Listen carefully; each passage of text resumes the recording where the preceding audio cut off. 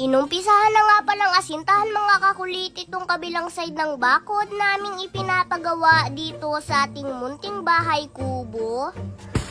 Kaya naman ngayong araw nga na ito mga kakulit dahil matigas na nga yung beam na binuhusan nila kahapon. Kaya naman ngayon hindi na nga kami nagdalawang isip ni Papa mga kakulit na paasintahan na nga ito ngayon. At bago nga nila ito umpisahan asintahan mga kakulit, naghalo nga muna sila ng semento para mas kapalan ang buhos ng beam. At syempre mga kakulit para nga din mas kumapit yung mga hollow blocks na ilalagay nila sa tie beam na binuhusan nila. Sobrang nakakatuwa nga mga kakulit dahil parang kailan nga lamang gubad itong lote na aming nabili. Pero ngayon mga kakulit kung inyong makikita sobrang ganda na dahil meron na nga ditong mga nakatayo na CR, kusina at itong ating munting bahay kubo. At ngayon mga kakulit napalibutan na nga rin ito ng bakod na pader. O diba mga kakulit at parang kailan nga lamang kawayan pa nga ang bakod nito. Pero ngayon kung inyong makikita malapit na nga matapos ang bakod na pader nito. Siguro mga ilang araw na nga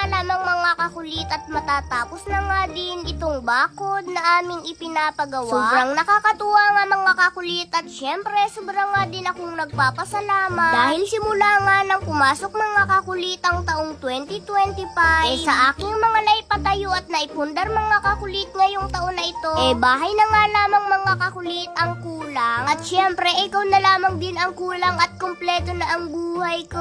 Charot, hindi gayon.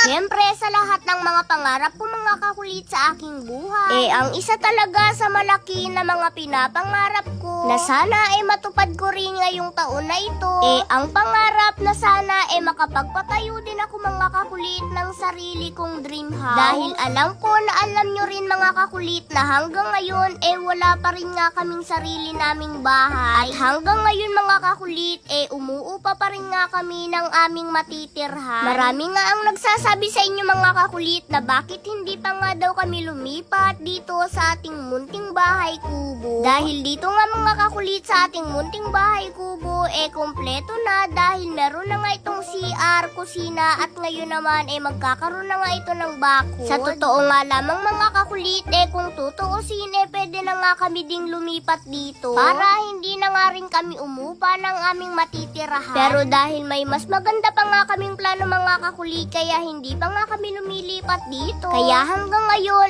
nagtsatsaga pa rin nga kaming umupa ng aming matitirahan. Pero wag kayong mag-alala mga kakulit dahil kapag nabuo na ang aming plano agad kaming lilipat dito sa ating munting bahay kubo kapag okay na ang lahat. Sobrang nga akong natutuwa mga kakulit dahil marami nga ang nagsasabi sa inyo na sayang nga din daw yung aming inuupa sa aming tinitirahan ngayon. Kaya naman maraming salamat din nga mga kakulit sa mga nagpapayo at concern sa amin. At syempre sobra din talaga akong nagpapasalamat sa inyong lahat mga kakulit dahil kung hindi nga kayo at kung wala kayo hindi nga kami magkakaroon ng mga ganito. Kaya naman hanggang dito na nga lamang ulit mga kakulit at abangan nyo ang susunod na update dito sa aming mga ipinapagawa.